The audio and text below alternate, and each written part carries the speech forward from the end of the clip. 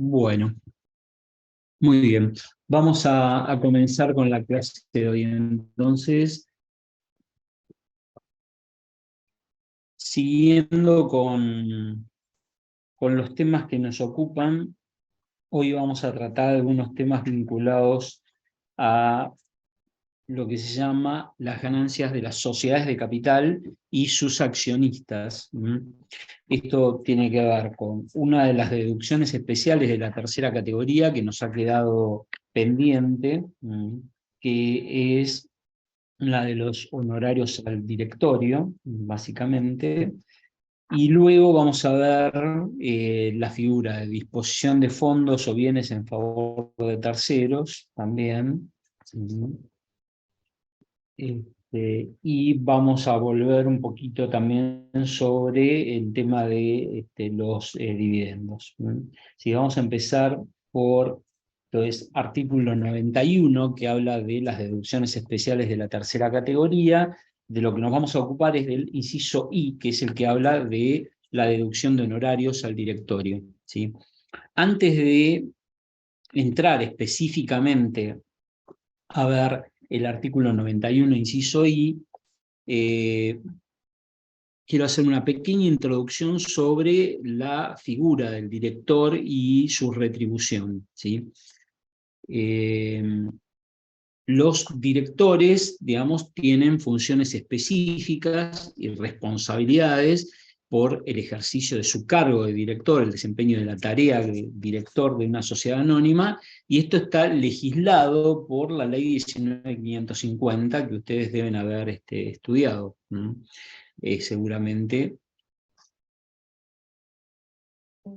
Perdón. Y el artículo 261 de la ley 19.550 establece límites a esa remuneración. Estamos hablando desde el punto de vista societario y de la legislación del derecho comercial, ¿sí? Entonces, la retribución de los directores debe ser fijada por la asamblea de accionistas, que debe aprobar su gestión y fijar los honorarios que se le aprueban a esos directores por el ejercicio de su función específica del director. Ahora bien, los directores también pueden ejercer otras funciones que no tienen que ver con la figura de director. ¿Qué quiero decir con esto? Por ejemplo, hay directores que, además de ejercer la función específica de director, esto es representar y manejar los negocios societarios y demás, cumplen lo que se llaman funciones técnico-administrativas. ¿Qué quiere decir esto? Por ejemplo, un director, además de ser director, puede ser gerente de administración, puede ser jefe de finanzas, puede ser jefe de ventas, que son funciones que podría ejercer cualquier persona sin necesidad de tener el cargo de director para poder ejercer esa función, que es una función técnica y que, como dije, podría ejercer cualquier persona estando en relación de dependencia. Bien, si un director ejerce esa función, se le va a pagar una remuneración acorde con la función que desarrolla, y esa remuneración que se le pague no va a estar limitada por lo que nosotros vamos a ver. Entonces, siempre que un director ejerza lo que se llaman funciones técnico-administrativas de carácter permanente, esas retribuciones que cobre por esas funciones técnico-administrativas de carácter permanente no van a participar de las limitaciones que establece este artículo 91, inciso I de la ley. ¿Sí? Van a tener otras cuestiones a ser tenidas en cuenta, como es la tarea que desarrolla, la remuneración que podría cobrar por la tarea que desarrolla en función de los parámetros del mercado o de la propia empresa, pero no va a estar limitado por, en la deducción, en la determinación del impuesto a las ganancias, por lo que establece el artículo 91, inciso I. Esto es importante que lo tengamos en cuenta. Lo otro que puede suceder es que el director tenga alguna especialidad o desarrolle alguna tarea, no sé, para tomar un ejemplo, supongamos un director es arquitecto, la empresa va a hacer una remodelación de su fábrica o sus oficinas, y en lugar de contratar a un arquitecto desconocido contrata al director que es arquitecto, en su condición de arquitecto para que haga los planos o maneje la obra. Bien, ¿eso lo puede hacer? Sí, lo puede hacer, no hay incompatibilidad de funciones. En ese caso, el director, que a su vez es arquitecto y que va a desarrollar este proyecto, tendría que facturar sus honorarios. Y esos honorarios que facture lo llamamos aquí honorarios por comisiones especiales, por una tarea específica y puntual, se le será pagado y será deducible o tendrá el tratamiento que corresponda a esos honorarios, pero no va a estar limitado por esta limitación que establece, valga la redundancia, el artículo 91 del inciso I. Entonces, de los 3 tipos de honorarios que puede cobrar un director, los únicos que están limitados, de acuerdo a lo que dispone el artículo 91, inciso I, son los honorarios por la función propiamente dicha de director, de ser director de la sociedad. Y esos honorarios, como dijimos, deben ser aprobados por la asamblea de accionistas, ¿sí? Lo que sucede habitualmente es que los directores, durante el periodo, durante el ejercicio económico, cobran anticipos de honorarios. Esos anticipos de honorarios son un crédito para la sociedad, una deuda para el director, hasta tanto la asamblea apruebe la gestión del director y apruebe los honorarios. En el momento en que la asamblea aprueba esos honorarios y aprueba la gestión del director, ese crédito desaparece y esa deuda desaparece, y los honorarios pasan a ser ganancia para el director. Recordemos que esto ya lo hablamos cuando vimos el artículo 24 y cuando vimos los principios de imputación y vimos las excepciones al principio de lo percibido en la 4ª categoría y hablamos de los directores. Los directores imputan las ganancias provenientes de honorarios por su cargo de director o miembro del Consejo de Vigilancia o socio administrador de una SRL en el ejercicio en el que son asignados en forma individual. O sea, no va por lo percibido, sino por lo asignado. Aquí estamos viendo el aspecto, el tratamiento de los honorarios desde el punto de vista de quien los paga, desde el punto de vista de la sociedad. Para la sociedad va a ser un gasto deducible y vamos a ver qué limitaciones tiene en cuanto a montos y en cuanto a otros condicionamientos que se deben cumplir para poder ser deducidos por lo devengado, recordando que el principio de imputación de la 3ª categoría no es otro que el devengado. Entonces, en esta pequeña introducción, la conclusión es: los directores pueden cobrar distintos tipos de remuneración. Los que mencionamos son honorarios por funciones técnico-administrativas de carácter permanente, honorarios por comisiones especiales, como el ejemplo que vimos del arquitecto, u honorarios por la función propiamente dicha de director.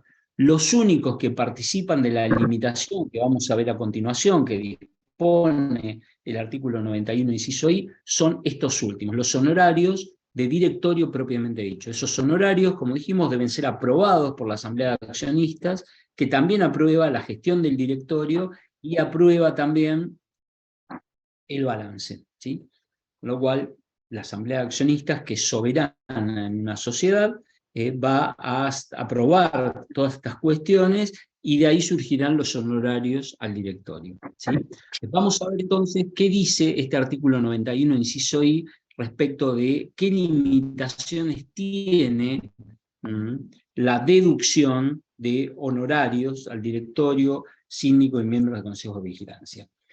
El primer párrafo del artículo 91, inciso I, dice que son una deducción especial de la 3ª categoría, recordemos de qué estamos hablando, las sumas que se destinen al pago de honorarios a directores, síndicos o miembros del Consejo de Vigilancia y las acordadas a los socios administradores, en este caso de las SRL, con las limitaciones que establece el presente inciso por parte de contribuyentes comprendidos en inciso A del artículo 73. Recordemos artículo 73, inciso A, sociedades de capital. Entonces nos está diciendo, todas las sumas que se paguen como honorarios a directores, síndicos, miembros del Consejo de Vigilancia y socios administradores del SRL serán deducibles con las limitaciones que establece este inciso, ¿sí? El segundo párrafo comienza diciendo que las sumas a deducir en concepto de honorarios de directores, miembros del Consejo de Vigilancia y retribución de socios administradores por su desempeño como tales y establece los límites. Pero paremos un minuto ahí. Si comparamos el primer párrafo con el segundo párrafo, en el primer párrafo tenemos 4 sujetos: honorarios de directores, síndicos, miembros del Consejo de Vigilancia y socios administradores de SRL. Y en el segundo párrafo, cuando establece las limitaciones, tenemos 3 sujetos: son directores, miembros del Consejo de Vigilancia y socios administradores. Hay un sujeto que nos quedó en el camino, que son los síndicos. ¿Qué significa esto? Significa que las deducciones que van a estar limitadas son las que corresponden a los honorarios de directores, miembros del Consejo de Vigilancia y socios administradores. No tiene limitación la deducción de los honorarios que se le paguen a los síndicos, ¿sí? O sea, los honorarios de los síndicos son deducibles sin ningún tipo de limitación. Los que tienen limitación son los honorarios de los directores, miembros del Consejo de Vigilancia y socios administradores de SRL, ¿sí? Bien. Y entonces nos dice que los honorarios a directores, miembros del Consejo de Vigilancia y socios administradores no podrán exceder del 25% de las utilidades contables del ejercicio o hasta la suma de computar 12.500 por cada perceptor, la que resulte mayor. Entonces, el límite cuantitativo para la deducción es 25% de la utilidad contable o 12.500 por cada perceptor, de los dos el que resulte mayor. Esto es lo que va a marcar el límite.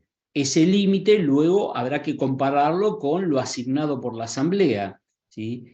Y entre el límite y lo asignado por la Asamblea, ¿qué es lo que voy a poder deducir? ¿Qué se les ocurre que voy a poder deducir entre el límite y lo establecido por la Asamblea?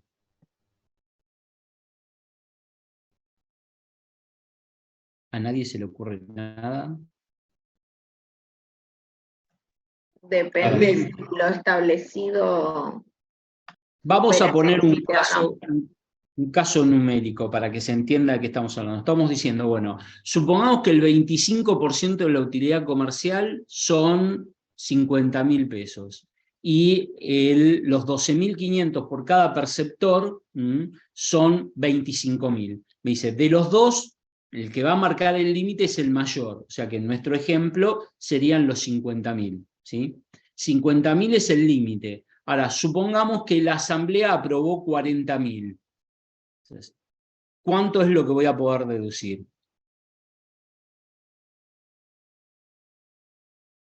Repito el ejemplo. Dijimos, 25% de la utilidad me da 50.000. ¿Sí? 12.500 por cada perceptor me da 25.000. O sea, cuando yo voy a determinar el límite, me dice que el límite es o el 25% de la utilidad contable o 12.500 por cada perceptor, lo que resulte mayor. O sea, en nuestro ejemplo tenemos 50.000 y 25.000, el límite es 50.000. Ahora, una vez determinado el límite de 50.000, tengo que comparar el límite con lo efectivamente asignado por la Asamblea. En nuestro ejemplo estamos diciendo que lo efectivamente asignado por la Asamblea es 40.000. ¿Cuánto voy a poder deducir entonces? 50.000. 40.000 porque 50.000 es el límite. Pero claro. si yo asigné 40.000, el límite va a estar dado, el monto deducible va a estar dado por el importe menor, ¿sí? Para determinar el límite entre el 25% y la asignación individual de 12.500 por cada perceptor, tengo que tomar el mayor. Pero una vez determinado el límite, ese límite lo tengo que comparar con lo efectivamente asignado por la Asamblea. Y entre el límite y lo efectivamente asignado voy a poder tomar el menor de los dos, ¿sí? Si la Asamblea asignó 40.000 y 40.000 es menor que el límite, voy a poder tomar 40.000. Si lo que asignó la Asamblea hubiera sido 80.000, voy a poder tomar 50.000, que es el límite, ¿sí? ¿Se entiende esto? Es una cuestión conceptual básica, pero me parece que es importante que quede claro, ¿sí? Para determinar el límite, comparo de los dos límites, voy a poder tomar el mayor. En nuestro ejemplo eran 50 y 25, voy a tomar 50. Ahora, una vez determinado el límite, comparo el límite con lo efectivamente asignado por la asamblea. Entonces, si lo efectivamente asignado por la asamblea es menor que el límite, voy a tomar lo efectivamente asignado por la asamblea. Si lo que asignó la asamblea es mayor que el límite, voy a tomar el límite. Porque entre el límite y lo asignado por la asamblea tengo que tomar el menor de ambos. ¿Sí? ¿Está claro? Entonces, bien. Sí, profe. Muy bien. Vamos al artículo 222 del decreto reglamentario, que hace algunas aclaraciones interesantes respecto del cálculo de los límites y respecto de cuál es el procedimiento.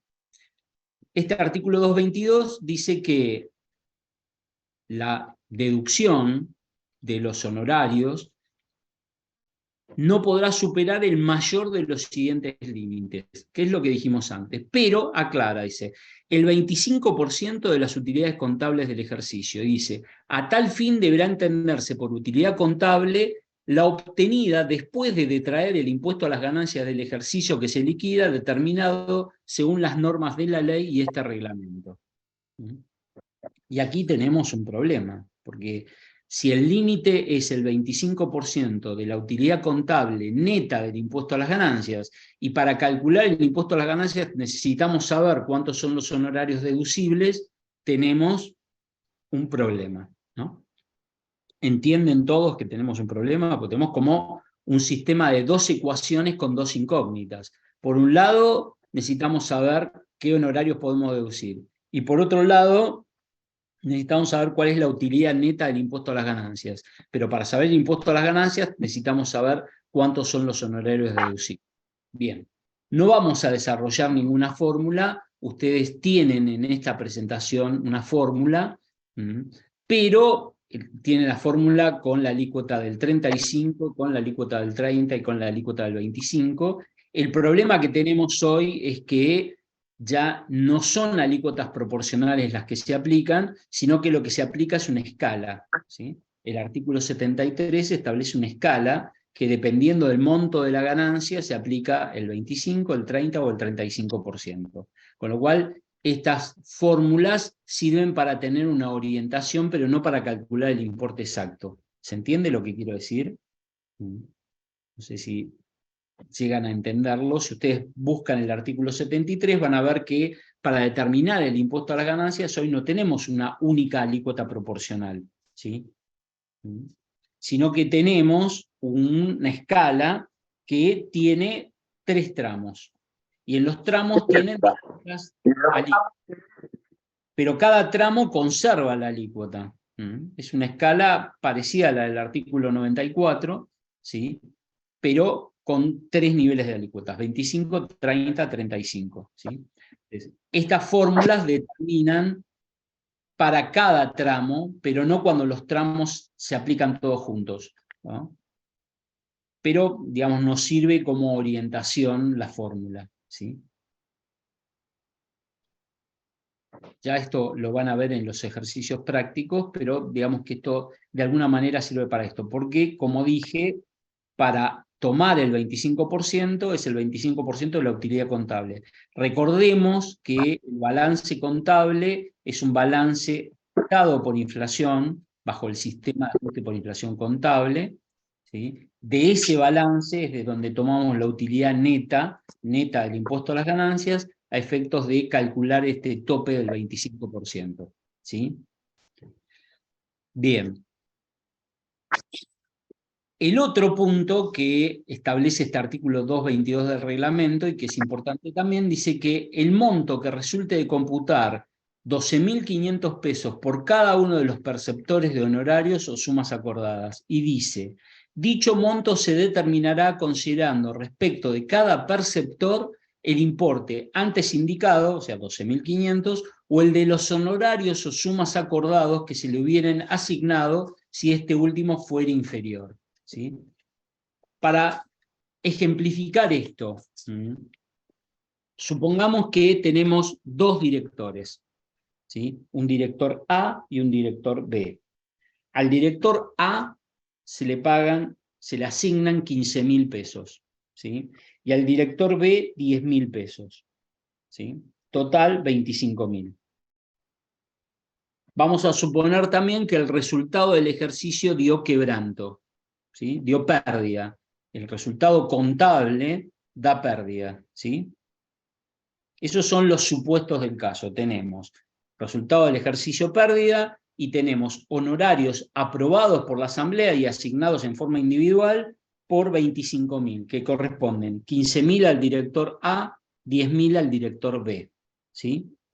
¿Cómo calculamos los límites?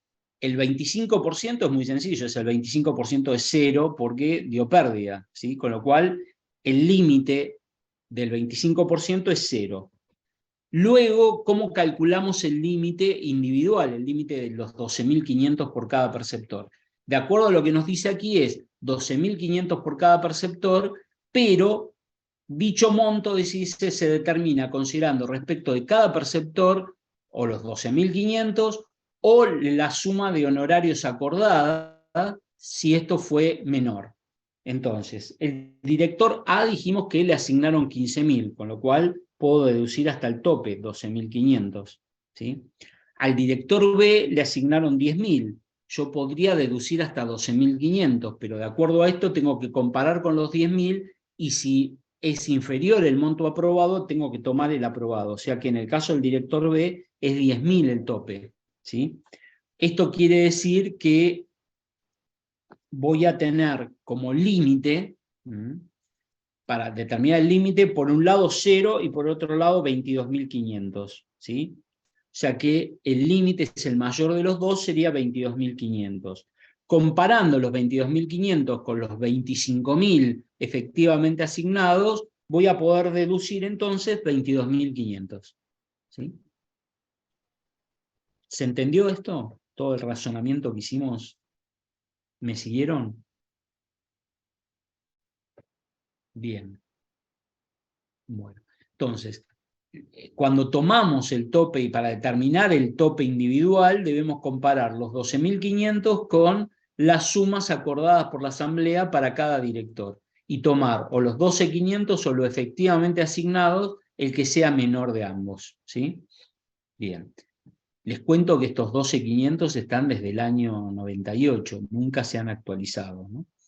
Cual realmente es llamativo, por lo menos, ¿no? Bien. Esto respecto entonces de lo que sería el límite cuantitativo, ¿sí? Entonces, para la deducción de los honorarios tenemos un límite cuantitativo que, yendo un minuto para atrás, dijimos se aplica para los honorarios al directorio, miembro del Consejo de Vigilancia y socios administradores de SRL. Este tope cuantitativo no se aplica a los síndicos, ¿sí? Luego, volviendo ahora un minuto al 91, dice, después de determinar el límite cuantitativo, dice que siempre que se asignen dentro del plazo previsto para la presentación de la declaración jurada anual del año fiscal por el cual se paguen. ¿Sí? Recordamos que tenemos ejercicio económico, que es igual al periodo fiscal, luego, si tomáramos como ejemplo, no sé, el 2022, y tuviéramos una sociedad cuyo ejercicio económico cierre en diciembre, la declaración jurada venció en mayo del 2023, ¿sí? Y aquí nos dice que este límite cuantitativo que determinamos se va a poder deducir siempre que los honorarios estén asignados dentro del plazo previsto para la presentación de la declaración jurada del año fiscal de que se trate. En nuestro ejemplo, la asignación individual tendría que haberse producido antes del 15 de mayo del 2023, que fue cuando venció la declaración jurada. ¿Sí? Desde el punto de vista societario hay 4 meses para hacer la asamblea para aprobar el balance. La asamblea aprueba los honorarios, muchas veces la asamblea no hace la asignación individual de los honorarios, y eso lo hace el directorio. ¿Sí? La asamblea aprueba un monto global y el directorio luego asigna individualmente. ¿Sí? Bien. todo esto debe darse dentro del plazo de vencimiento para presentar la declaración jurada. ¿Qué pasa si esto no sucede? Si no sucede, quiere decir, si no, la asamblea no asignó individualmente o aprobó globalmente y el directorio no asignó individualmente. Bueno, en caso de asignarse con posterioridad a dicho plazo, esto es, en nuestro ejemplo, con posterioridad al 15 de mayo de 2023, la deducción se va a hacer en el ejercicio en el que se asignen los honorarios. O sea, que en nuestro ejemplo, en lugar de deducir los honorarios en el 2022, que es por el cual se están pagando los honorarios, se va a deducir en el 2023, que es cuando han sido asignados en forma individual esos honorarios, ¿sí? Esto es muy importante a tener en cuenta, digamos, porque hay dos condiciones a cumplir. Una es cuantitativa en cuanto al límite del monto a deducir, y otra es en cuanto a la condición de que esos honorarios tienen que estar asignados en forma individual antes de la fecha de vencimiento para la presentación de la declaración jurada, ¿sí? Del ejercicio por el cual se pagan esos honorarios, ¿sí? Bien. Desde el punto de vista contable, a efecto de hacer el ajuste, ya para llevar el resultado contable al resultado impositivo, una cuestión importante a tener en cuenta es si desde el punto de vista contable estos honorarios han sido provisionados o no, ¿sí? Esto quiere decir, si ya el resultado contable contiene los honorarios o no los contiene a efecto de hacer el ajuste impositivo, ¿sí? Esto ya lo van a ver en la parte práctica, pero es un punto a tener en cuenta teniendo en claro que nuestro punto de partida, como siempre decimos, no es otro que el resultado contable. Entonces, si los honorarios han sido provisionados, es una cosa. Si no han sido provisionados, el ajuste será otro. Pero esto ya es una cuestión práctica de cómo llevar adelante el ajuste o realizar el ajuste, ¿sí? Bien. Volviendo un minuto al artículo 222, después de determinar los límites, dice el monto deducible que se determine con arreglo a lo dispuesto en el párrafo anterior, se imputará al ejercicio por el que se paguen los honorarios o sumas acordadas, si dentro del plazo previsto para la presentación de la declaración jurada de la sociedad correspondiente a ese ejercicio, dichos honorarios o sumas acordadas hubieran sido asignados en forma individual, por la asamblea de accionistas o reunión de socios o por el directorio. Si esa asignación no se produce, se deducen los honorarios en el ejercicio de su asignación. Y aquí agrega, idéntico criterio de imputación regirá para la deducción de las sumas que se destinan al pago de honorarios de síndico. Entonces, volviendo hacia atrás, dijimos, los honorarios de síndico no tienen límite cuantitativo, o sea, no participan del 25% ni los 12.500, pero sí se debe cumplir con el requisito de que estén asignados dentro del plazo previsto para la presentación de la declaración jurada, ¿sí? Nosotros estamos viendo que hay dos condiciones para poder deducir los honorarios en general. Una es cuantitativa, porque limita el monto, no se aplica a los síndicos, y otra es en cuanto a que deben estar asignados en forma individual antes de la fecha de vencimiento para la presentación de la declaración jurada. Y este segundo requisito es requisito para cualquier tipo de honorario, sean directores, miembros de consejo de vigilancia, socios administradores y para los síndicos también, ¿sí? El artículo 222 del reglamento aclara luego la cuestión con la que comenzamos hablando de los honorarios al directorio, ya que dice, las remuneraciones a que se refiere el inciso I del artículo 91 de la ley no incluyen los importes que los directores, síndicos, miembros del Consejo de Vigilancia pudieran percibir por otros conceptos, sueldos, honorarios, dice, los que tendrán el tratamiento previsto en la ley según el tipo de ganancia que se trate, ¿sí? Esto lo que quiere decir es lo que dijimos al principio. A ver, si un director a su vez cobra un sueldo por funciones técnico-administrativas o cobra honorarios por una comisión especial efectuada, tendrán el tratamiento que prevé la ley para este tipo de ganancias, quiere decir, serán gasto o no, de acuerdo a que estén afectados a alguna actividad generadora de renta o sirvan para conservar, mantener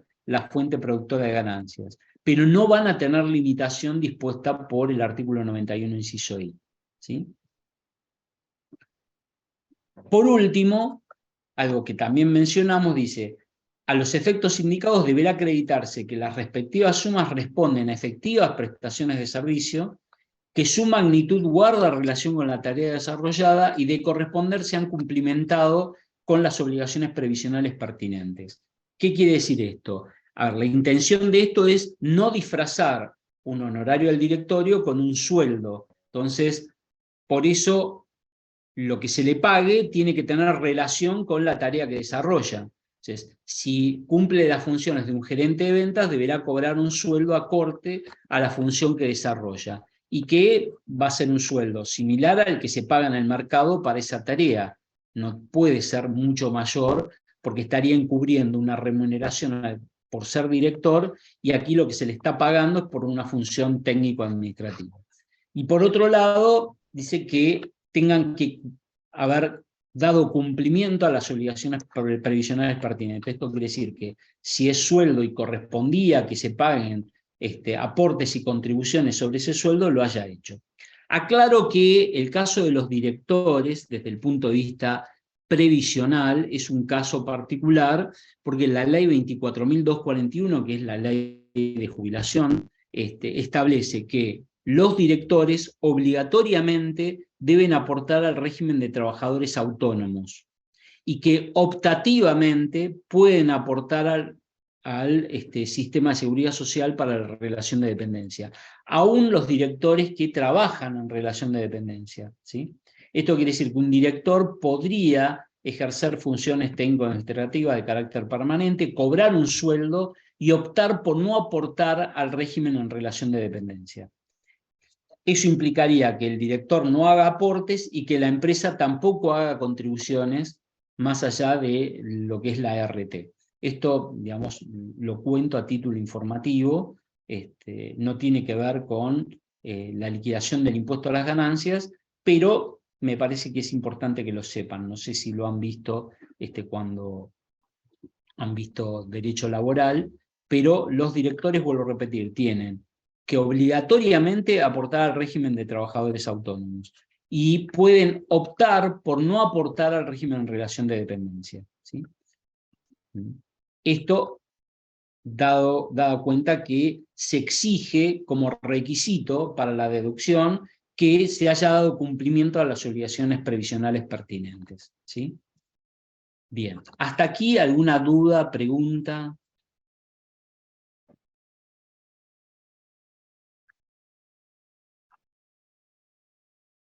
Bien. ¿Les quedó todo totalmente claro? ¿Puedo hacer una consulta? Por No supuesto. entendí bien la parte de, digamos, de la fecha de presentación, digamos, de las dos condiciones, el cuantitativo sí, pero la parte de la fecha de presentación, cuándo se toma o no, dependiendo de cuándo se presentó. A ver, el tema es así. Nosotros, la intención es deducir los honorarios por lo devengado, ¿sí? Entonces, para volver al ejemplo que estábamos dando, supongamos una sociedad que cierra ejercicio el 31 de diciembre del 2022, ¿sí? Su declaración jurada venció el 15 de mayo del 2023, ¿sí? ¿Hasta ahí estamos bien? Lo que está diciendo aquí es, bueno, para poder deducir los honorarios al directorio por el ejercicio cerrado al 31 de diciembre de 2022, debe cumplirse no solo el límite cuantitativo, esto es el 25%, los 12.500 por cada perceptor, determinar el límite para saber cuánto es el monto deducible, sino que además debe cumplirse que esos honorarios tienen que estar asignados en forma individual dentro del plazo previsto para presentar la declaración jurada. En nuestro ejemplo, significaría que la asamblea de accionistas de esta sociedad tiene que haberse realizado antes del 15 de mayo del 2023, y además también antes de esa fecha tiene que haber asignación individual. Si no lo hizo la asamblea de accionistas, lo tendría que haber hecho el directorio. Todo esto antes del 15 de mayo de 2023 para poder deducir los honorarios en la declaración jurada del 2022. Si esto se hace a partir del 16 de mayo del 2023, lo que va a suceder es que esta sociedad va a poder deducir esos honorarios en el ejercicio 31-12 del 2023. ¿Le quedó claro ahora? Perfecto. Sí, sí, gracias. Bien. Esto significaría también que puede darse el caso que una sociedad termine haciendo la deducción en un periodo fiscal de los honorarios de ese periodo y del anterior, ¿sí? En nuestro ejemplo, si la asamblea se hizo después del 15 de mayo del 2023 y cuando cierre 2023 la asamblea del 2023 se hace en término, por el ejercicio 2023 se deducirán los honorarios del 2022 y los del 2023. La aclaración adicional que quiero hacer es que si eso sucediera, los límites se calculan en forma individual por cada periodo. Entonces, para los honorarios del 2022 tendré el tope del 2022, 25% de la utilidad o 12.500 por cada perceptor, y para los del 2023 tendré los parámetros 2023, esto es, utilidad contable del 2023 y 12.500 por cada perceptor por el 2023, ¿sí? Y voy a deducir todos los honorarios, los del 2022 y 2023, en el 2023, ¿sí? ¿Esto se entendió, esto último? Digo, porque puede darse el caso que si en un año se aprueban, se asignan, mejor dicho, después del plazo de vencimiento de presentación de la declaración jurada, y al año siguiente se hace en término, puede darse que en un año vaya a deducir los honorarios del ejercicio anterior y del presente, ¿sí? Bien. Suponiendo que todo esto se haya entendido, vamos a complejizar esto un poco más.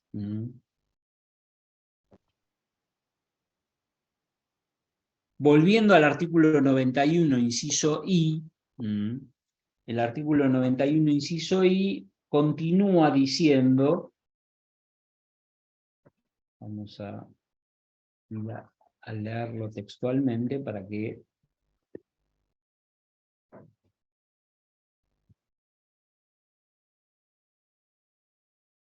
dice, las sumas que superen el límite indicado tendrán para el beneficiario el tratamiento de no computables para la determinación del gravamen siempre que el balance impositivo por el cual se pagan las retribuciones. ¿Qué quiere decir esto? A ver, dijimos, no sé si ustedes recuerdan el ejemplo de que dimos de, vamos al más básico, cuando dijimos el resultado del ejercicio es quebranto, la asamblea aprobó 25.000 pesos, 15.000 para un director, 10.000 para otro, y podemos deducir 22.500, ¿sí? Esto quiere decir que hay un director, que es el director A, que va a cobrar 15.000 y se dedujeron 2.500, o sea que hay un excedente no deducible de 2.500, ¿sí? Y aquí lo que está diciendo es que las sumas que superen el límite indicado tendrán para el beneficiario el tratamiento de no computables para la determinación del gravamen, siempre que el balance impositivo de la sociedad arroje impuesto determinado. O sea que de lo que está hablando es que estos 2.500 de excedente que marcamos en nuestro ejemplo podrían ser no computables para el director. ¿Qué quiere decir? Que el director, cuando haga su declaración jurada, en lugar de tomar 15.000 como ganancia de la cuarta categoría, podría tomar solo 12.500 como ganancia de la cuarta categoría y 2.500 como no computables. Ahora vamos a ver qué condiciones se deben cumplir para que eso sea así. Pero lo que quiero que se entienda es cuál es el objetivo de lo que vamos a ver a continuación, ¿sí? Entonces, lo que estamos tratando es los honorarios pagados en exceso de lo que la sociedad pudo deducir. ¿Qué tratamiento tienen en cabeza del director? Porque en cabeza de la sociedad ya no son totalmente deducibles. Hay mayores honorarios aprobados por la asamblea que los que la sociedad puede deducir. Para la sociedad, la consecuencia es que hay una parte deducible y una parte no deducible. Para el director, que es la contrapartida de esto y que debe declarar como ganancia de cuarta categoría los honorarios asignados, estamos viendo que puede ser que esos honorarios asignados, en la medida que no hayan sido deducidos por la sociedad, pueden tener el tratamiento de no computables en cabeza del director. Esto es, el director no pagar impuesto por el total que le paga la sociedad como honorarios, sino solo sobre la parte que la sociedad pudo deducir. Para que esto sea así, deben cumplirse un requisito. La ley plantea que la sociedad tiene que tener impuesto determinado. Vamos a ver que el decreto reglamentario excede un poco esto en cuanto a que no es tan así como que solo debe haber impuesto determinado, ya que el artículo 223 del decreto reglamentario dice: lo dispuesto por el tercer párrafo del inciso E del artículo 91 dice: será de aplicación cuando el impuesto determinado en el ejercicio por el cual se pagan los honorarios sea igual o superior al monto que surja de aplicar la alícuota prevista en el artículo 73 a las sumas que superen el límite indicado en el segundo párrafo de ese inciso. ¿Qué quiere decir esto? A ver, volvamos a nuestro ejemplo. Nuestro ejemplo era 15.000 pesos de honorarios asignados por la Asamblea, 12.500 deducibles. El excedente es 2.500. Lo que nos dice esto es, bueno, hay que aplicar la alícuota del 73 a esos 2.500 para comparar con el impuesto determinado, ¿sí? Entonces, si nosotros tenemos que el excedente es 2.500, si aplicáramos, no sé, supongamos que fuera el 30% la alícuota en la escala del impuesto a las ganancias, deberíamos aplicar el 30% sobre esos 2.500. El 30% de los 2.500 da 750, ¿sí? Debiéramos comparar esos 750 con el impuesto determinado por la sociedad. Si el impuesto determinado por la sociedad es 750 o más, esos 2.500 de honorario del director son no computables. Si el impuesto determinado por la sociedad es menor a 750, ¿cómo determinamos cuánto es computable y cuánto no es computable? Bueno, esto lo define el segundo párrafo del 223 cuando dice que cuando no se configuren las situaciones previstas en el párrafo anterior, la renta obtenida por el beneficiario tendrá el tratamiento de no computable para la determinación del gravamen hasta el límite de la ganancia neta de la sociedad, ¿sí? Entonces, si el impuesto hubiera dado, por decir algo, en lugar de 750 hubiera dado, no sé, 500, habría que ver a qué ganancia neta corresponde 500, ¿sí?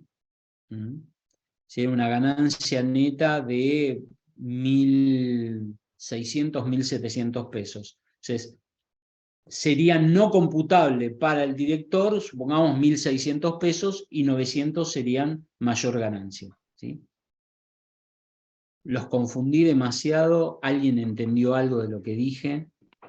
Repetimos, volvemos a dar otro ejemplo. Denme alguna señal.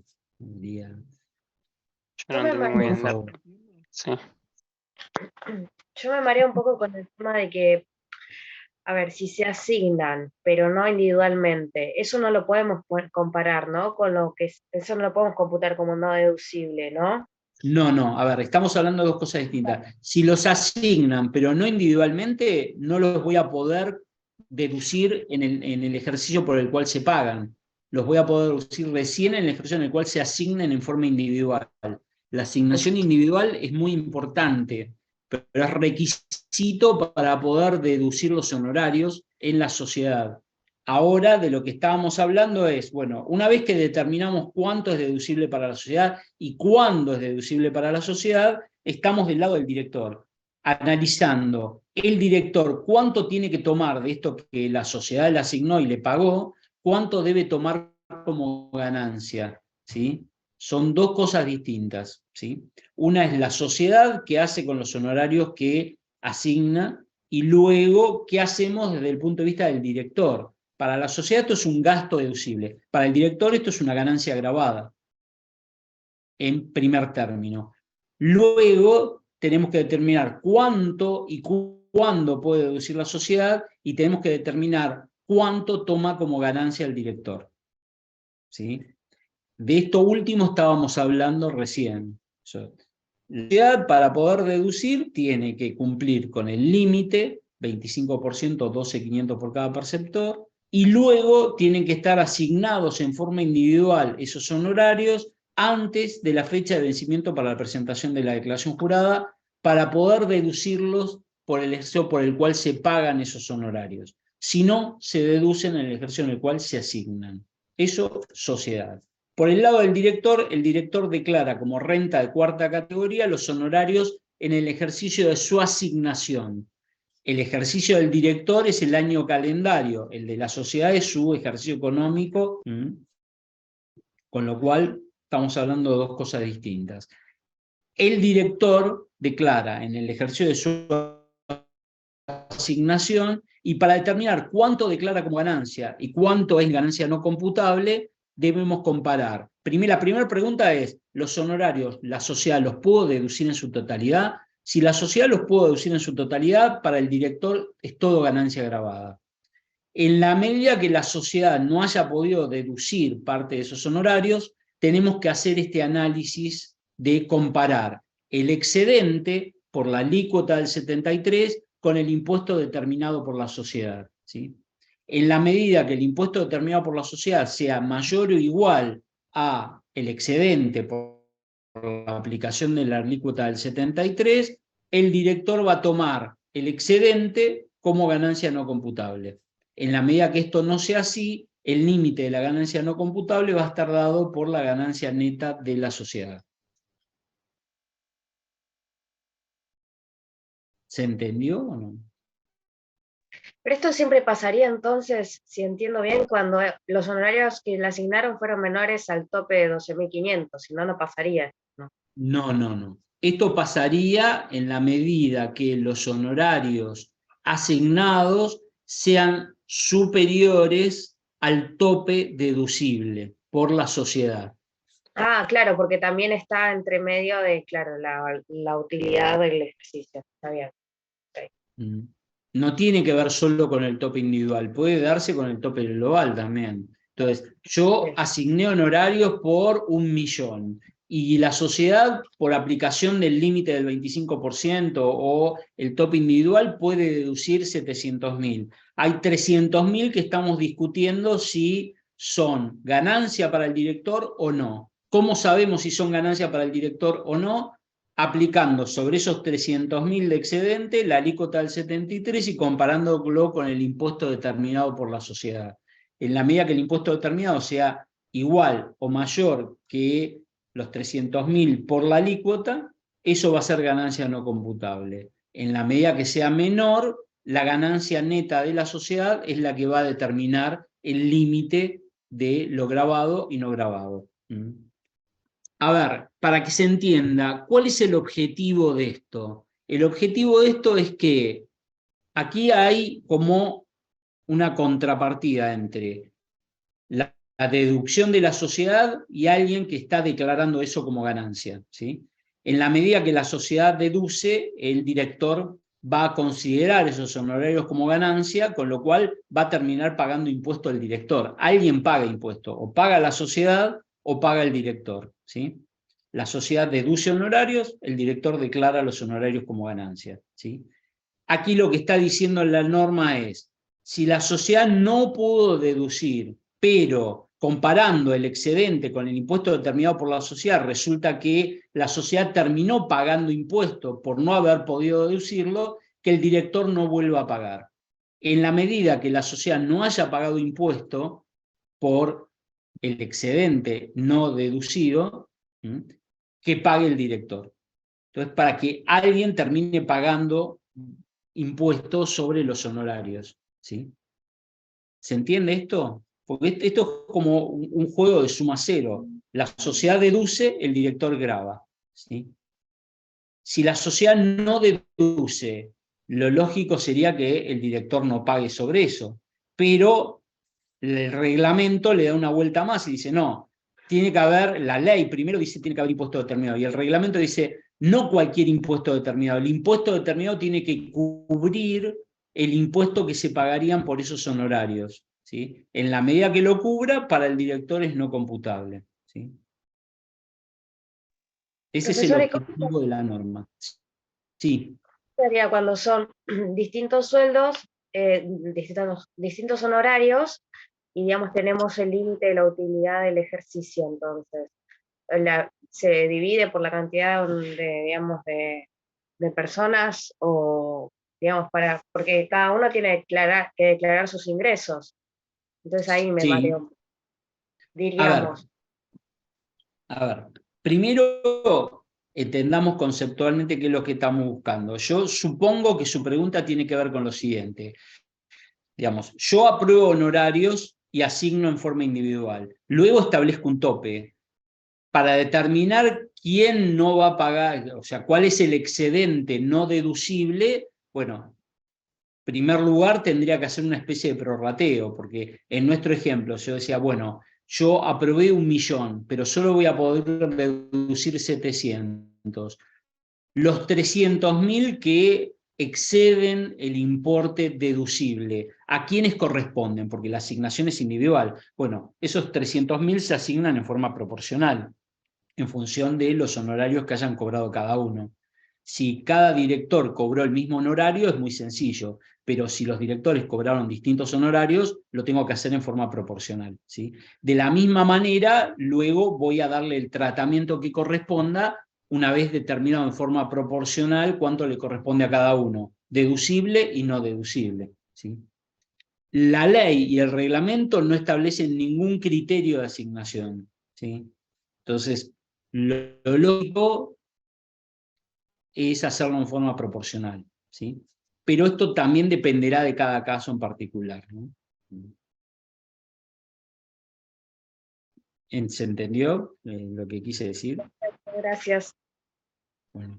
¿Los demás han entendido de qué se trata? Porque yo, como veo cámaras apagadas, no veo las caras y no puedo saber si se entendió o no se entendió. Me gustaría que me cuenten si entendieron o no entendieron, y si tienen alguna duda, vuelvan a preguntar. Este es el momento, ¿no? Alberto. Igualmente esto se va a volver a ver en los ejercicios prácticos, pero digamos, está bueno que si no entendieron lo pregunten. No hay ningún problema en volver a repetir o volver a explicar o tratar de que lo entiendan. ¿Sí? Bien. Alberto, una consulta. Sí. En el caso de los dos párrafos, el primero era si el impuesto determinado es mayor a esos 7,50 que habías dado, por ejemplo. Sí. ¿Qué pasaba cuando el impuesto determinado era mayor? Si el impuesto determinado es igual o mayor, el excedente es no computable para el director. El problema es cuando el impuesto determinado es menor, que remite a la ganancia neta como límite para determinar cuánto es no computable para el director. Bárbaro, bárbaro, gracias. Bien, bueno. Una cuestión que me quedó en el tintero tiene que ver con lo que es el tercer y cuarto párrafo, inciso I del artículo 91, que tiene que ver con el monto fijo, el monto de los 12.500, que se incrementa en un 40% cuando el perceptor, esto quiere decir el director, sea mujer, y en el 60% cuando el director fuera travesti, transexual o transgénero. ¿Sí?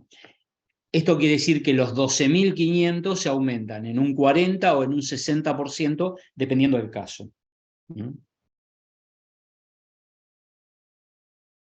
Esa es la consecuencia de esta norma, que es una norma introducida hace un par de años.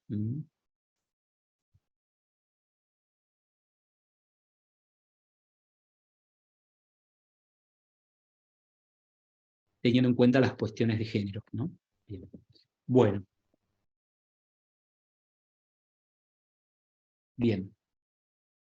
Pasamos, si no tienen preguntas, pasamos a otro tema que nos va a complicar un poco más, pero que es importante también tenerlo presente, ¿sí?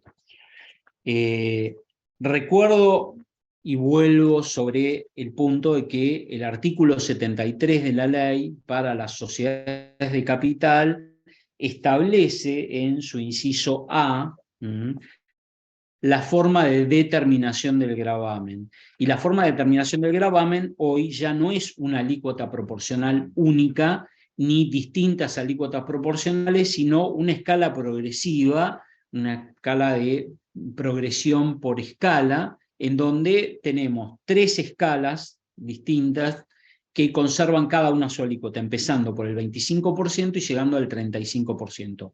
Esta escala, además, actualiza sus tramos año a año, ¿sí? Con lo cual no es algo que permanezca fijo, sino que para cada periodo fiscal va cambiando, porque se actualiza por el índice de precios del consumidor, ¿sí? Bien, dicho esto, vamos a ver ahora la otra cuestión que me interesa que ustedes conozcan, que es la figura de disposición de fondos o bienes en favor de terceros. Entonces, el artículo 76 de la ley y sus correlativos del decreto reglamentario, creo que es el 120, ahora lo voy a confirmar. Perdón. No.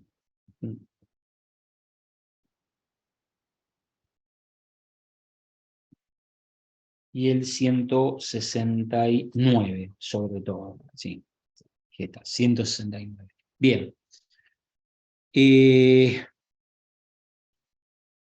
A ver.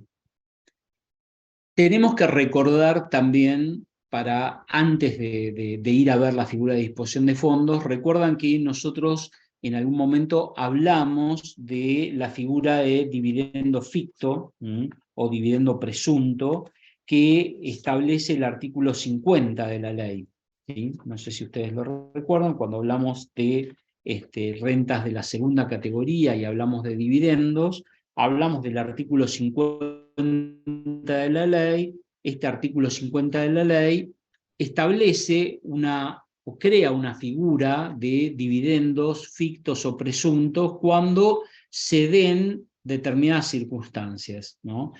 Que están mencionadas, enumeradas taxativamente en el artículo 50 de la ley. Y rememorando un poco lo que dice el artículo 50 de la ley, dice, se presumirá que se ha configurado la puesta a disposición de dividendos o utilidades asimilables en los términos del artículo 24 de la ley, conforme a lo dispuesto en el quinto párrafo inciso A, cuando se verifique alguna de las situaciones que se enumeran a continuación, en la magnitud que se prevé en cada una de ellas. Por ejemplo, el inciso A dice, titulares, propietarios, socios, accionistas, cuotapartistas, fiduciantes o beneficiarios de los sujetos comprendidos en el artículo 73 realizan retiros de fondos por cualquier causa por el importe de tales retiros, ¿sí? ¿Qué quiero decir con esto? ¿Por qué traigo a cuenta esto? Porque vamos a ver que este artículo 76 tiene como objeto penalizar de alguna manera las disposiciones de fondos en favor de terceros que no sean en interés de la empresa. Es una figura que se aplica en forma supletoria. ¿Qué significa esto? Significa que si existen utilidades susceptibles de ser distribuidas, lo primero que se aplica es el artículo 50 de la ley, ¿sí? Luego, si no existen utilidades susceptibles de ser distribuidas, se aplica el artículo 76 de la ley. ¿Por qué digo esto? Porque, por ejemplo, en el caso que acabo de mencionar, que está establecido en el artículo 50 de la ley, dijimos, cuando un accionista retire fondos de la sociedad del 73, eso se considera dividendo presunto. ¿Y cuándo se va a considerar dividendo presunto? Se va a considerar dividendo presunto siempre que existan utilidades susceptibles de ser distribuidas. Si no hay resultados acumulados susceptibles de ser distribuidos, no puede ser dividendos. Entonces, si es dividendo, tendrá el tratamiento de dividendo y sabemos que eso está grabado al 7% por el impuesto cedular, ¿sí?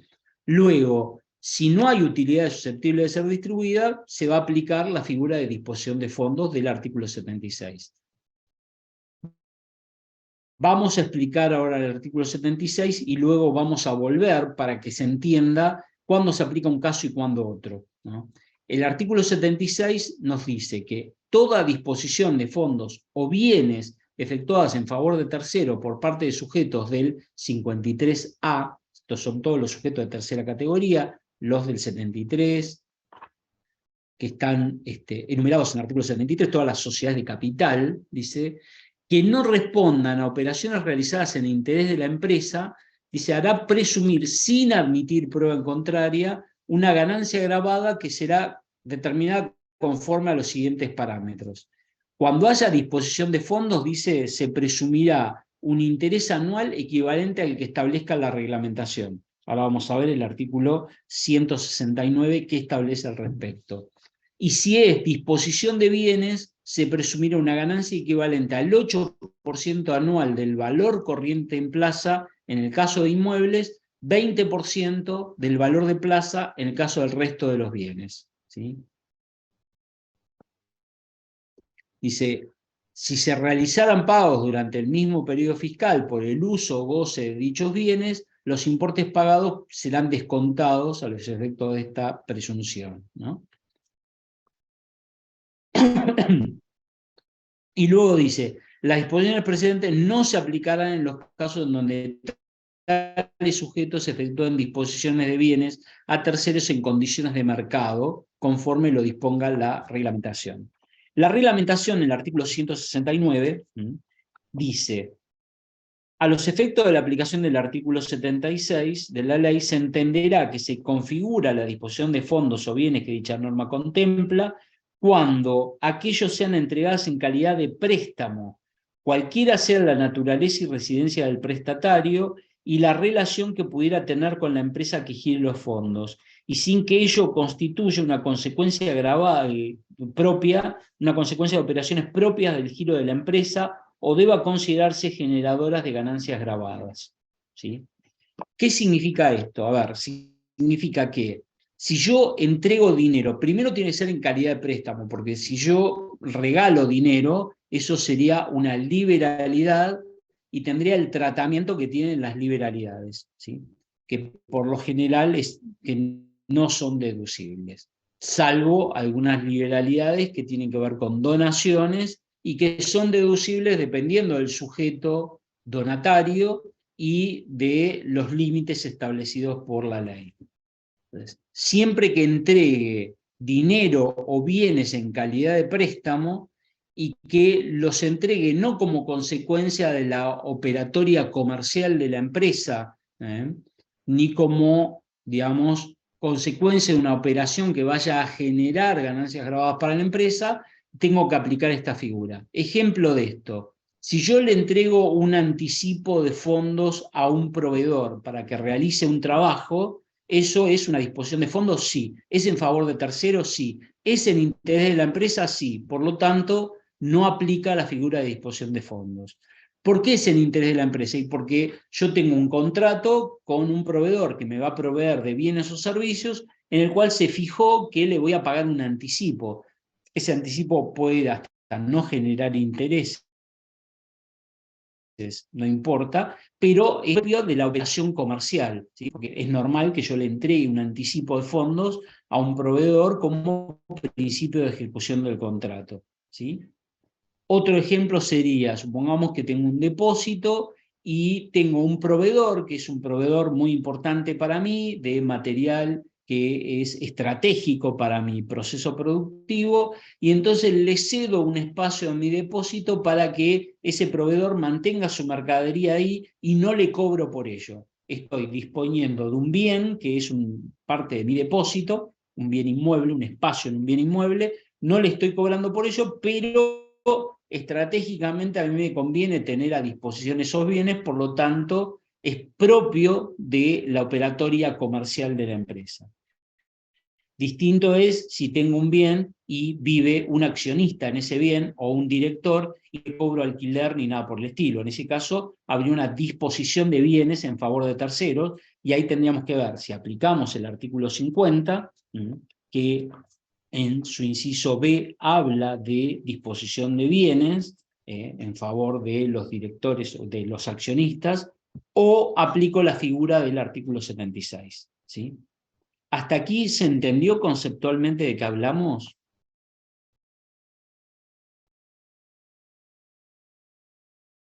No me queda muy claro la diferencia entre este y el artículo 50. A ver, la diferencia principal entre el artículo 50 y esto es, punto 1, ¿quién es el receptor de los fondos o los bienes? Porque para aplicar el artículo 50 solo se aplica en el caso de que el receptor de los fondos o de los bienes sea accionista o socio de la empresa. ¿Sí? Punto 1. Y segundo punto es que para que se aplique el artículo 50 debe darse el requisito de que tienen que haber resultados susceptibles de ser distribuidos. Esto quiere decir que debe haber resultados acumulados. En realidad ya no existen más los resultados acumulados, sino que debiera haber reservas libres susceptibles de ser distribuidas.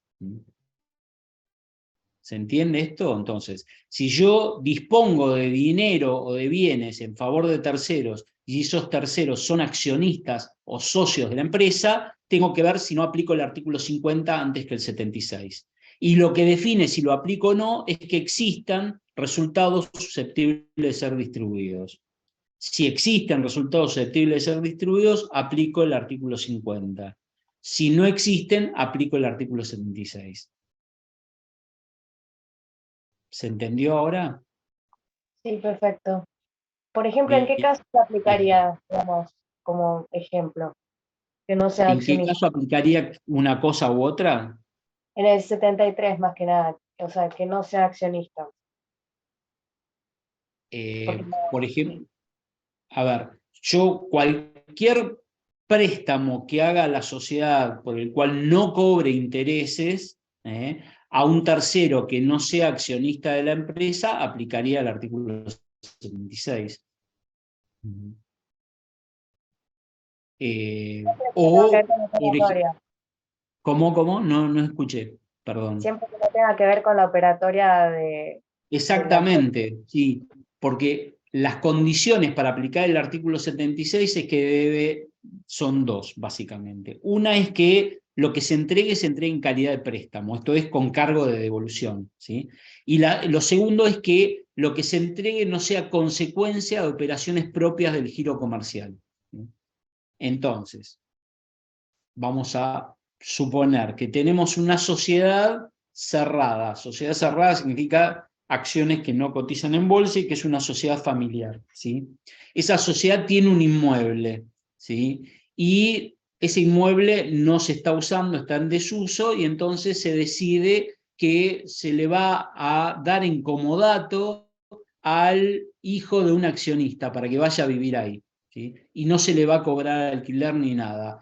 Ahí estaríamos frente a una entrega de un bien en uso a título gratuito, eso es un comodato, a un tercero que no tiene una relación comercial con la empresa y que no le va a generar ninguna ganancia grabada a la empresa. Por lo tanto, aplicaría la figura del artículo 76, en este caso no es disposición de fondos, pero es disposición de bienes.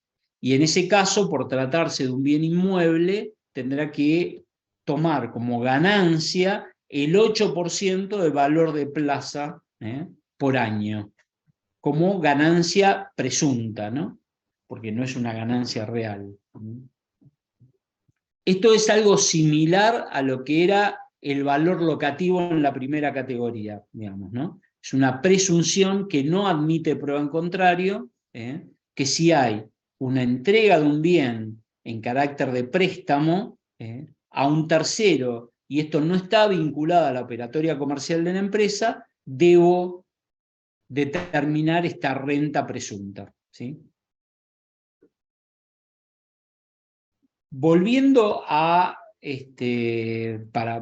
para aclarar un poco más la situación, si vamos al artículo 169 del reglamento, este primer párrafo decía, bueno, si se da en carácter de préstamo y no es como consecuencia de una operación propia del giro comercial, o generador de ganancias grabadas, se aplica la figura de disposición de fondos. El segundo párrafo de este artículo 169 define un caso específico, es el único caso específico que define qué se entiende por consecuencias propias del giro comercial. Y es el caso de los anticipos de honorarios al directorio, ¿sí?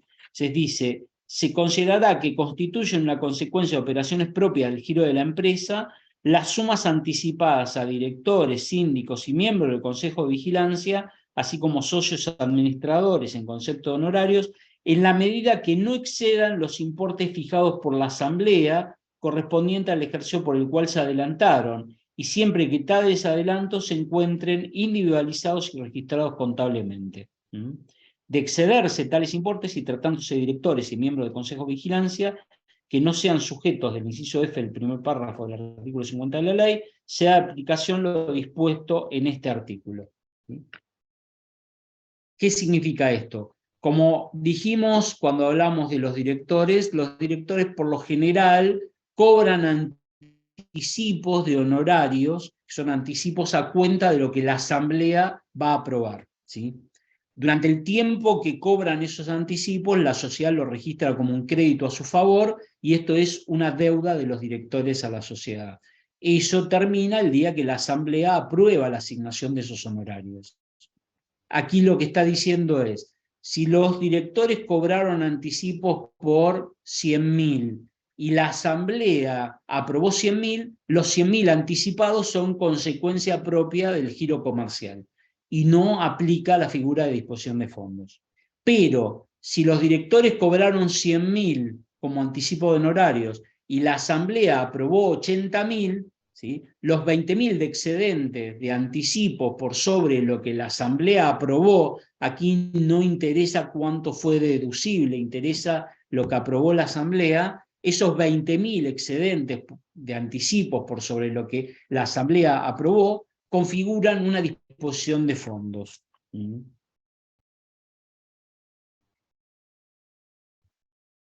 ¿Sí? ¿Se entendió esto último? Sí, perfecto. Bien. Profe, ¿le hago una pregunta? Sí, sí. En el inciso A dice que eso presumirá un interés anual equivalente al que se establezca en la reglamentación. Sí. Si yo, por ejemplo, no sé, estaba pensando, presto plata, pero pacto un interés menor, ¿ahí qué pasa? Ahora vamos a eso. Porque ahí, o sea, el interés que dice que se presume es en base aquí Ahora todavía no hablamos, no me quiero anticipar para no complicar más las cosas, pero todavía no hablamos de cuál es la tasa. ¿Sí? Claro, sí, porque o sea, como no encontraba un ejemplo de eso, no. Por eso, ahora vamos a ver cuál es la tasa y qué pasa en esos casos también. Gracias, profe. ¿Sí? Esto dice, no sé si ustedes han visto, el artículo 169 del reglamento es bastante largo y contempla todos estos casos que vamos a ver a continuación, ¿sí? Porque hasta aquí vimos el primer y segundo párrafo del artículo 169 del reglamento, ¿sí? El tercer párrafo del artículo 169 del reglamento dice: en el caso de disposición de fondos, la presunción del inciso A, que es esta de aplicar el interés que fija la reglamentación, ¿sí?, se determinará con base al costo financiero total o tasa de interés compensatorio efectivo anual calculada conforme las disposiciones del Banco Central de la República Argentina que publique el Banco Nación para operaciones de préstamo en moneda nacional y extranjera, aplicable de acuerdo con las características de la operación y el sujeto receptor de los fondos. O sea que la reglamentación no fija una tasa fija, sino que referencia a la situación crediticia del deudor y toma, de acuerdo a esa situación crediticia, la tasa conforme lo que fija el Banco Central y el Banco Nación, ¿sí? Lo cual, esto significaría que se debiera aplicar la tasa de mercado para préstamos comerciales, ¿sí? Lo cual es bastante caro, ¿no? Ese es el punto, ¿no? Después No sé si esto les quedó claro, pero quiero decir, no es que fija una tasa fija del 50, del 60 o del 30, sino que la tasa es variable, depende de la situación crediticia del deudor, de su calificación crediticia y de las condiciones de mercado, ¿sí? El párrafo siguiente dice, en el caso de disposiciones de bienes, que es el caso de que dijimos, 8% si son inmuebles, 20% si son bienes muebles, sobre el valor de plaza, dice, al importe total de la ganancia presunta determinada con base a los porcentajes expresadas en el inciso B del primer párrafo del 76, se le restarán los importes que el tercero haya pagado en el mismo periodo con motivo del uso o goce de los bienes dispuestos, ¿sí? Esto quiere decir que si el individuo pagó un importe menor que el 8 o el 20%, la diferencia debe considerarse como ganancia presunta. Esto empieza a contestar lo que preguntaban recién respecto de qué pasa si cobro menos de lo que fija esto, ¿no? Bueno, el párrafo siguiente dice que estos valores, el 8 o el 20%, se calculan sobre los valores de plaza. Y luego dice cómo determinar el valor de plaza, que se determina mediante un informe de un evaluador, ¿no? El párrafo siguiente dice, la imputación de intereses y ganancias presuntas, dispuesta por el primer párrafo del 76, cesará cuando opere la devolución de los fondos o bienes, oportunidad en la que se considerará que este hecho implica, en el momento que se produzca, la cancelación del préstamo más los intereses, ¿no? Entonces, como dijimos al principio, el otorgamiento es en calidad de préstamo, y el préstamo devenga intereses durante el plazo de su vigencia. Esto es, cuando se devuelve el dinero, cesa la entrega de los fondos, el devengamiento de los intereses, ¿no? Recordemos que esto es tercera categoría, imputa por lo devengado. Luego dice, la imputación de intereses y ganancias presuntos no procederá cuando la disposición de fondos o bienes se hubiera efectuado aplicando tasas o ganancias inferiores a las previstas en el tercer párrafo del presente artículo y el inciso B del 76, respectivamente, y pudiera demostrarse que las operaciones de disposición fueron realizadas en condiciones de mercado como entre partes independientes. A tales efectos, dice, la empresa deberá presentar en los términos y requisitos que disponga la FIP un informe suscripto por contador público independiente en el que se detallen, dependiendo de la operación de que se trate, las razones que fundamenten el cumplimiento de tales condiciones. Creo que esto responde a lo que preguntaba recién un alumno respecto de si pacto otras condiciones, si aplica intereses presuntos o no, ¿no? Sí, profe, era eso. ¿No? Bien, esto es, siempre el principio rector es que las condiciones que se pacten sean como entre partes independientes.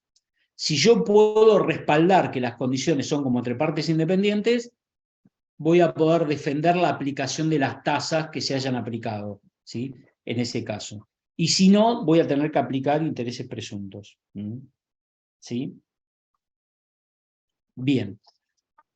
Conclusión de todo esto, para que, digamos, tratemos de simplificar un poco esta situación. Se consideran intereses presuntos. Gracias, profe. Bien.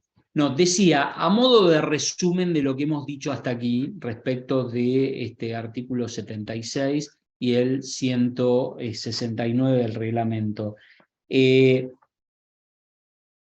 Cuando haya disposiciones de fondos o bienes en favor de terceros, lo primero que debemos preguntarnos es quiénes son los terceros, ¿sí? Si los terceros son accionistas de la empresa, debemos primero ver si se aplica el artículo 50 de la ley, ¿sí? Para aplicar el artículo 50 de la ley, la pregunta de rigor es, ¿existen utilidades susceptibles de ser distribuidas? Si existen utilidades susceptibles de ser distribuidas, debemos aplicar la figura de dividendo presunto dispuesta por el artículo 50 de la ley, ¿sí? Luego, si no existen utilidades susceptibles de ser distribuidas, vamos al artículo 76 y aplicamos la presunción, que no admite por el contrario, de devengamiento de intereses o de renta en el caso de disposición de bienes. Recordemos, ahora podemos volver sobre el artículo 50 de la ley, que fija en el inciso A, por ejemplo, como supuesto de dividendos presuntos, como dijimos, los retiros de fondos por cualquier causa que realicen accionistas, ¿sí? En el inciso B dice: los titulares, propietarios, socios, accionistas, tengan el uso o goce por cualquier título de bienes del activo de la entidad. Y esto es muy parecido a la disposición de bienes. ¿Y cuál es la diferencia entre un caso y otro y que se aplique una cosa u otra?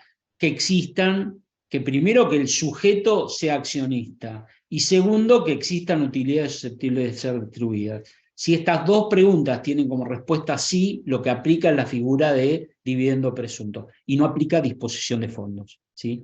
Si el sujeto no es accionista o no existen utilidades susceptibles de ser distribuidas, aplica la figura del 76, ¿sí? Perfecto, entonces en el 50 paga, digamos, el accionista mediante los dividendos, termina pagando. Exactamente. En el 50, aquí lo que sucedería es que en el 50, si hay utilidades susceptibles de ser distribuidas, el accionista va a pagar el 7%. En realidad, la sociedad le tiene que retener el 7% e ingresarlo. ¿Sí? Si no, en el 76 lo paga la sociedad. Sería Y así. no, en el 76 lo que sucede es que la sociedad tiene que devengar una renta presunta, desde el punto de vista impositivo, sumar a la ganancia contable la renta presunta y pagar impuestos sobre ello, ¿sí? Esa es la diferencia. Tiene efectos prácticos muy disímiles, ¿no? Claramente. ¿Sí? Porque en un caso es el 7% que le retiene al accionista, en el otro caso incrementa su utilidad en esta renta presunta y termina pagando la alícuota que les corresponde, será 25, 30, 35, sobre esa renta presunta, ¿sí? Pero, digamos, lo importante es tener presente que para que se aplique la figura del artículo 50, la primera condición es que el receptor de los fondos o de los bienes sea accionista o socio de la empresa, ¿sí? Y la segunda condición es que haya utilidades susceptibles de ser distribuidas. Si esas dos condiciones se cumplen, se aplica el artículo 50 y hay que retener el 7%. Si el receptor no es accionista, aplica directamente el artículo 76. Y cuando el receptor sea accionista, pero no haya utilidades susceptibles de ser distribuidas, también aplica la figura del 76. Profesor, y si es el cónyuge, aplica el 50, ¿no? ¿Cómo, perdón? Si es a favor del cónyuge del accionista, aplica el 50, ¿no? Solo en ese También, caso, sí. Sí, sí. pero solo el cónyuge, nada más. Sí, así es.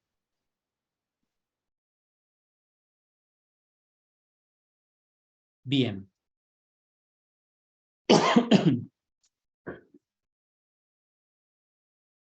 Bueno, ¿dudas, preguntas hasta aquí? Bien. Fíjense ustedes entonces que podemos observar que las sociedades de capital, la legislación, la ley de impuesto a las ganancias, le otorga capacidad contributiva propia de manera tal que determinan impuestos sobre sus ganancias y pagan impuesto por sus ganancias a una alícuota que no es proporcional puramente, es una escala progresiva que parte del 25% y llega al 35%. Y luego, al distribuir esas utilidades, en cabeza del accionista se paga un 7% adicional, ¿sí? O sea que tenemos un sistema por el cual la sociedad paga impuesto a las ganancias en una alícuota que va del 25 al 35%, y luego al ser las utilidades distribuidas en favor de los accionistas, se paga un 7% adicional, ¿sí? Con lo cual, la imposición efectiva sobre la renta de las sociedades llega casi al 40%, ¿no? ¿Se entiende lo que quiero decir? Claro, antes era que se tomaba una alícuota menor, sí, una alícuota menor si se distribuía, ¿no? Ha habido cambios, no, por lo general se penaliza la distribución y se beneficia la acumulación o la capitalización, ¿sí? Pero, digamos, lo que quiero decir con esto es que, a ver, supongamos que una sociedad obtiene 100 pesos de ganancia, paga el 35%, le quedan 65, distribuye los 65, paga el 7%, termina pagando un 4 y pico por ciento y terminó pagando casi el 40% de impuestos sobre su utilidad, ¿sí? Poniendo las utilidades en el bolsillo de los accionistas, ¿no? A eso me estoy refiriendo. O sea que el costo impositivo total termina siendo cercano al 40%, ¿sí? Sí, es un montón. No sucede así en el caso de las sociedades de personas. Las sociedades de personas, como dijimos, no tributan, las sociedades de personas determinan resultado, distribuyen el resultado entre sus socios, y los socios incorporan como renta de la tercera categoría, acumulan el resto de sus rentas y en definitiva terminan pagando hasta el 35%, ¿sí? ¿Se entiende la diferenciación entre un caso y otro? Esto es importante visualizarlo a la hora de definir cuál es el tipo societario con el que uno va a llevar adelante su negocio. Obviamente, esto es una cuestión meramente impositiva y hay otro tipo de cuestiones que definen también la forma jurídica del negocio a desarrollar, ¿no? Pero fíjense ustedes de nuevo que una sociedad de capital tributa por sí misma y luego en la distribución de utilidades se vuelve a tributar, mucho menor, pero se vuelve a tributar. En las sociedades de personas no hay una alícuota proporcional fija ni una escala progresiva que va del 25 al 35, sino que las utilidades terminan en cabeza del socio, pagando con una escala que va del 5 al 35, ¿sí? También debemos pensar que en todo esto que nosotros vimos, que hay muchas sociedades en donde los accionistas, además de ser accionistas, son directores, ¿no? Muchas sociedades cerradas, familiares, los mismos accionistas son directores de la sociedad. No es lo mismo pagar honorarios que pagar dividendos, por ejemplo, aun cuando los honorarios, como vimos, terminan pagando en cabeza del director que los cobra, ¿no? Pero para pensar un poco, digamos, si yo pudiera elegir en la distribución de utilidades entre pagar honorarios o no pagar honorarios, o pagar mayores honorarios o menores, ¿qué decidirían ustedes? Siendo que el director a su vez es accionista, ¿no? O sea, es el dueño de la sociedad. ¿Qué les parece que convendría? Para mí conviene pagar honorarios hasta el límite de la retención de ganancias y, bueno, digamos, para no tener que retenerle ganancias, ¿no? Si se puede. ¿Qué significa no retenerle ganancias? A ver, explíquenme. Claro, hasta 500.000 pesos, que es ahora el límite en que no se debe retener ganancias del sueldo. No, a ver. No, honorario, nada que ver, me mareé. Por eso, por eso le pregunté, porque entendí hacia dónde iba, pero no se van de la mano una cosa con la otra, porque estaba hablando de sueldos y estamos hablando de honorarios. Claro, en realidad sería sueldo, pagarle un sueldo que no tiene que pagar. Entiendo lo que usted quiere decir. A ver, el punto es, si es director y es accionista, conviene pagarle un sueldo que no esté grabado por ganancias, pero para eso debiera desarrollar una función técnico-administrativa de carácter permanente que avale el pago de un sueldo, ¿sí?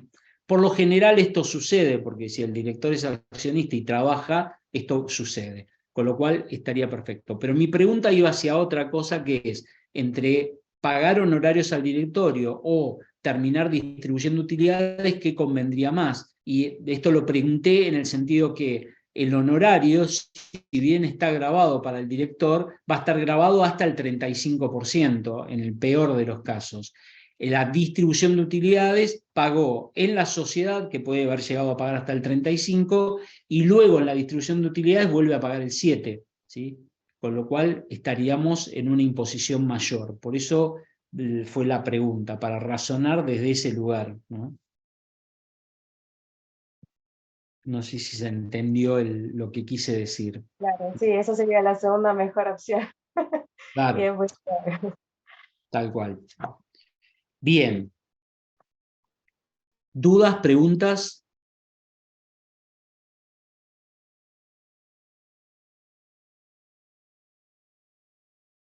Bueno, no sé si o fui demasiado claro o no,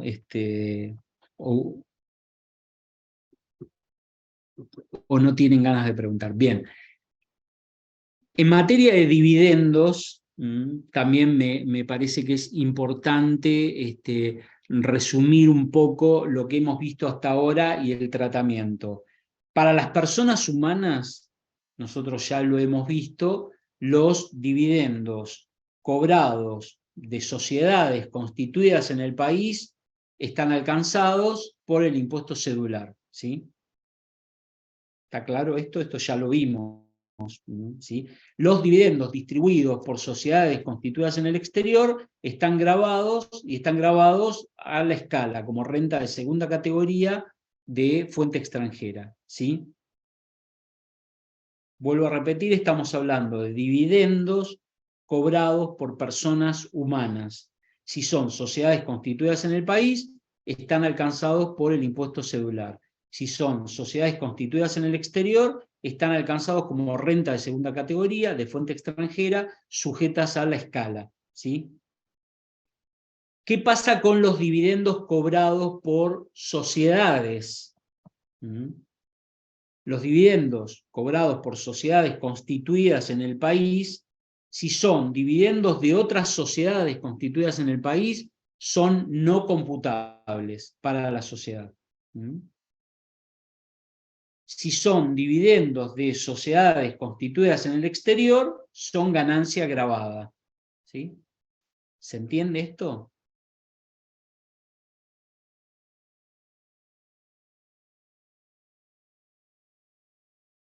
Vamos No de importa nuevo si a son en resumir. acciones o en efectivo, ¿no? No importa. Ok.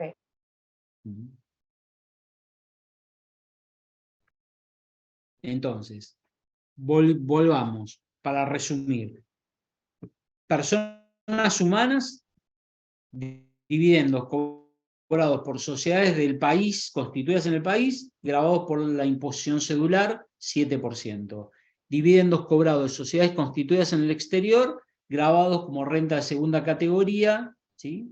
Sujetas a la escala del 94. Personas jurídicas, sujetos de tercera categoría que cobren, sociedades que cobren dividendos de sociedades constituidas en el país, es ganancia no computable, ¿sí? Si una sociedad argentina tiene participación en una sociedad extranjera y cobra dividendos de esa sociedad extranjera, son ganancia gravada, de tercera categoría, ¿no? Por ser sujeto de tercera, ¿sí? ¿Está claro todo esto?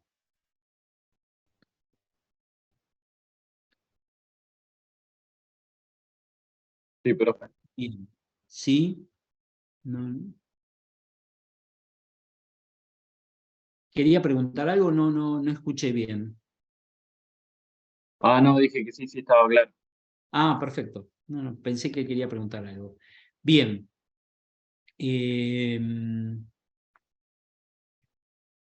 Lo voy a mencionar nada más para que, digamos, tenerlo presente. El tratamiento de los dividendos cambió para ejercicios iniciados a partir del 1 de enero del 2018, que se aplica a lo que hemos visto ahora, ¿no? Esto es de la gravabilidad de los dividendos al 7% en los casos que hemos visto, pero con anterioridad al 2018 existía otro régimen distinto de gravabilidad de los dividendos.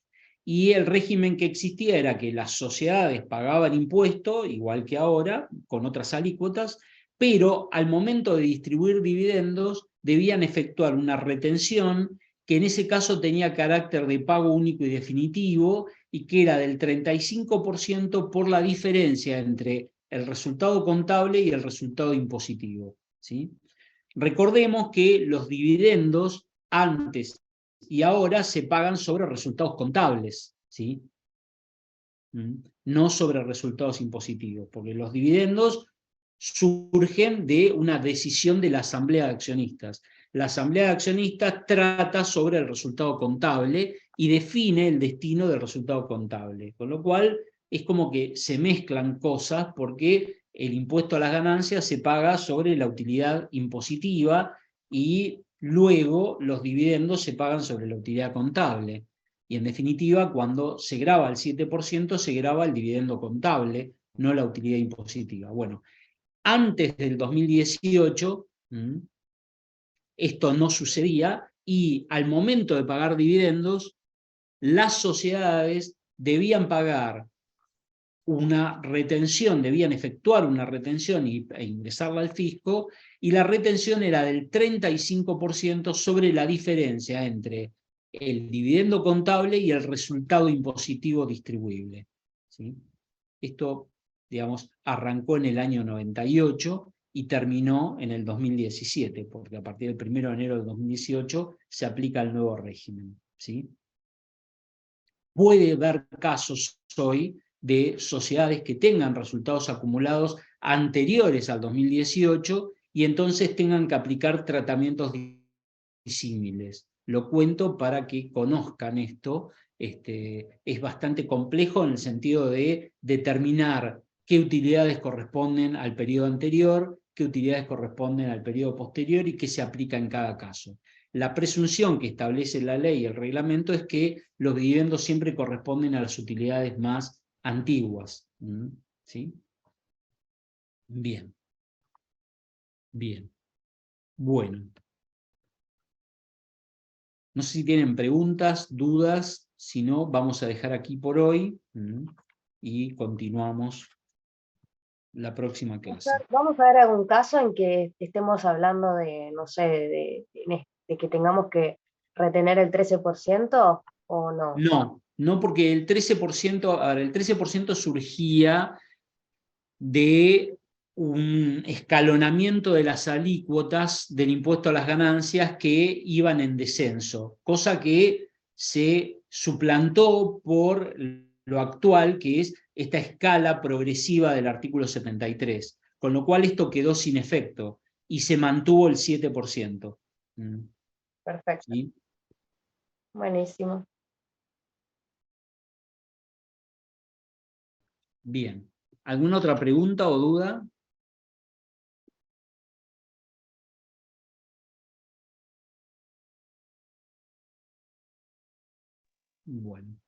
Bueno, si no hay preguntas, entonces damos por finalizada la clase de hoy y nos vemos el miércoles. Nos vemos, hasta luego. Bueno, buenas tardes a todos. Luego. Chao, profesor, buenas tardes. Buenas tardes.